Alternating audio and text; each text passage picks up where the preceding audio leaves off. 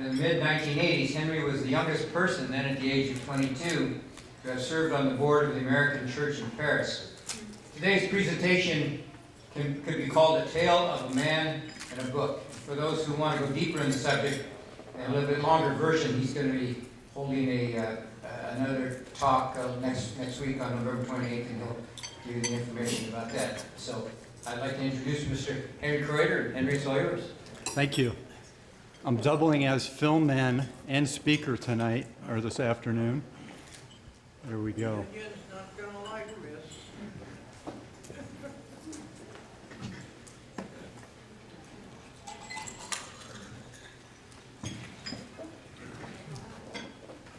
How many times in one person's life do you get introduced by a Brigadier General? This could be it. If you don't have me back next year, this could be it. One of the reasons that I got so interested in World War II is because it's one of the biggest events of the time that I was around, the 20th century. It's on film. Countless books have been written about it, and they're still coming out. I get calls from people, emails from people, have you read this one? Have you read that one? And there's a friend of mine who just passed on about 2.5 years ago. He was an RAF bomber mechanic in World War II, and I met him here at real estate when I had an open house in Santa Barbara. And I gave him an honorary PhD in World War II. He wasn't an officer in World War II, but since that date, it changed his life so dramatically that he began a field of study where he's read everything that he could get his hands on and watched as many documentaries as anyone I know, and he remembers dates. And hearing him and hanging out with him over the years was very special to me. But he kept wanting me to keep reading the books that he was reading. And I said, Mike, the only way I'm going to be able to do that is if I don't pay my taxes and I'm sent to federal penitentiary. Then I'll have all the time in the world. So I'm delighted to be here today. And World War II is the big event of the 20th century, in my estimation. It's got good sides, bad sides, and in-between sides. We'll talk about a little of all three today, right? So you have Hitler, who's an art student. In 1944, he's become more insane than he was at the beginning of the war. He thought he was insane in 1930s and 40s. Now he's beyond that. He's living in his area in the forest in Germany, Rastenburg, and he is not getting any sun. If you don't get sun, you have a vitamin D deficiency and your health deteriorates. He also had Parkinson's, according to many of the people that are around him. Parkinson's was a relatively new diagnosis for many back in those days, but he had Parkinson's. And so the general who was sent to Paris right before the liberation of Paris, General von Choltitz, has only met Hitler once, before August 9th of 1944. He's only met Hitler once, and he was sitting across the table from him at a good meeting, a happy meeting, where there was dinner and there were good things happening for Germany a year before, in some respects, even though they were losing the war. There were some good things happening. And he sat across from Hitler and he said, I've never sat across from anyone for an hour and a half and didn't see one smile, not at anything.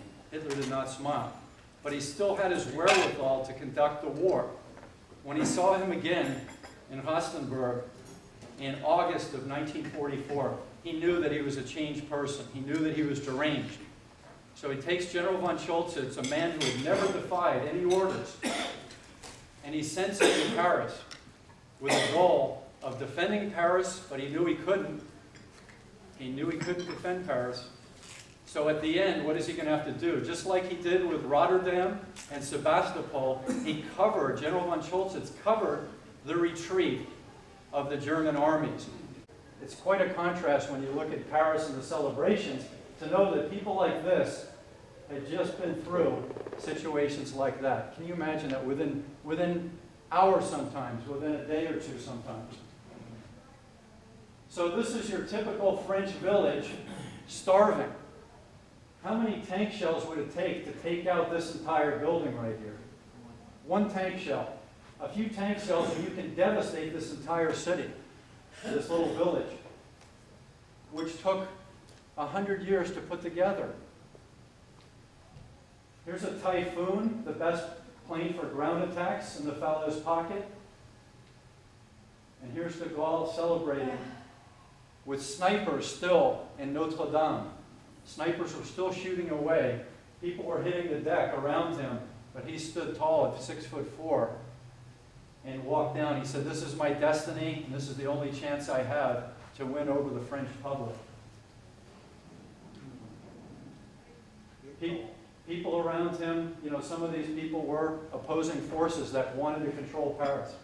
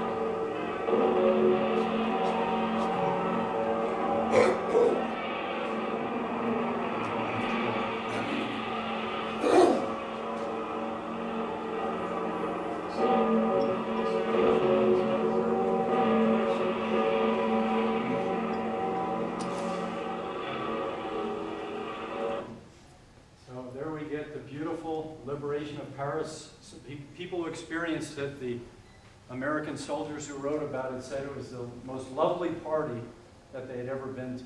But many of them were fighting within the next 24 or 48 hours, and many died after that wonderful celebration. So in their honor, I've given this talk today, and George, my good friend from World War II, do you want me to keep World War II alive after you're gone? Well, it'd be good, but most all of my buddies are passing away now. How about the history and the memories of them? You want me to keep that news alive? Yeah, yes, Well, somebody should. yes. It's hard to say. I'm getting closer and closer to that road. You're getting closer and closer to that road. There is another village that suffered the same fate as what it's in. Josiane from Antibes, France, has told me there's another village that suffered the same fate as the massacre of the one we just talked about. This one's called Maya. And we're out of time, so I'll read this after. Yes. I'll take. Merci. Do we have a question? want to say something. To all of you who took part in our liberation of France, I still speak French thanks to you, and I say thank you very much. Thank you for helping us. Oh, sir.